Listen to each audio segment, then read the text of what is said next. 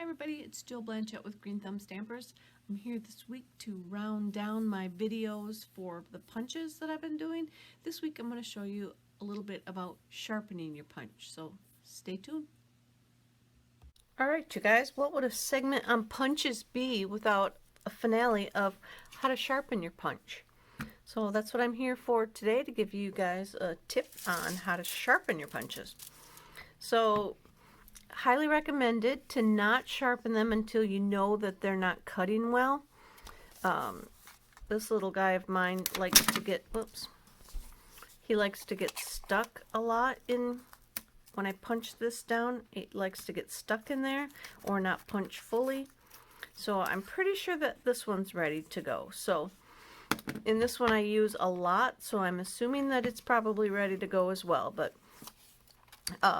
all you need to do is get some heavy-duty tin foil, fold it over. I'll try not to get too much of a glare. Fold it over a few times, and kind of the thicker the better on the tin foil.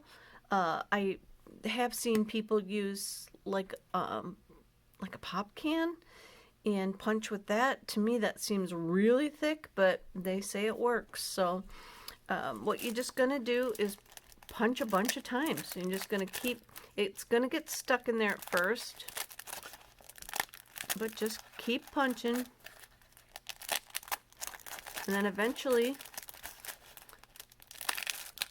it's going to work. It's going to get all sharpened up in there.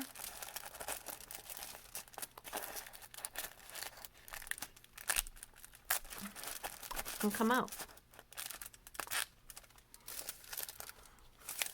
Not punching that very good, so let's turn it over. The little lever is not the, I think I've used it a lot of times, and the little lever is having its issues. So I'm just going to keep punching.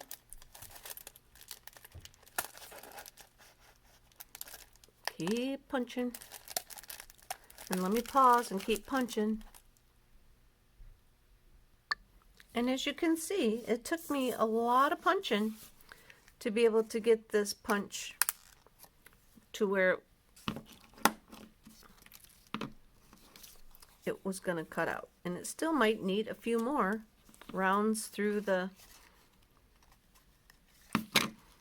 aluminum foil, tin foil, whatever you call it in your world. But as you can see now, I'm getting much cleaner. They're not getting stuck.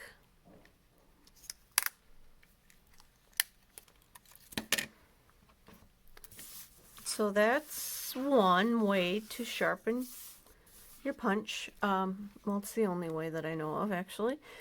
Some people also come back through with parchment paper to just kind of clean it off. The parchment paper is a little bit like waxy. Not sure, you could probably use wax paper as well, and then that'll just kind of clean off any aluminum foil, tin foil stuff that's stuck there. And like I say, I got this bigger punch here that I got a little circle in it. Got this bigger punch here that I'm going to get a different piece of foil that's not already all crumpled up from the, stick them in. Might be too thick on this one, and just give it a punch. Slide it around. Make sure you're getting the whole punch up in there, and then just give it a punch. If it's not that big of a problem for you, then you know you probably don't have to punch too many times. I'm gonna feed that down through there. And then we're good to go. So that's this tip will also work for your dies. If you have a die, thinlit that needs to be sharpened, go ahead and do this same idea there. Run it through the machine, your Stampin' Cut and Emboss machine, with the sandwich like you normally would, and then use tin foil where you would put the paper. That will sharpen up those you know, we don't tend to think about that getting dull, but they do. They get dull too. And this idea also works on our scissors. Also make sure you put your scissors all the way in, open them all the way up as you can, and close them all the way down so that you are getting the full sharpening from as far back as you can on the blade all the way to the tip. So there you have it, guys. Sharpening your stuff. Alright guys, I hope I have taught you everything you're going to need to know about your punches over the last few weeks. I appreciate you watching. I'll be back again. Until then, it's Jill Blanchett with Green Thumb Stampers. Thanks for watching.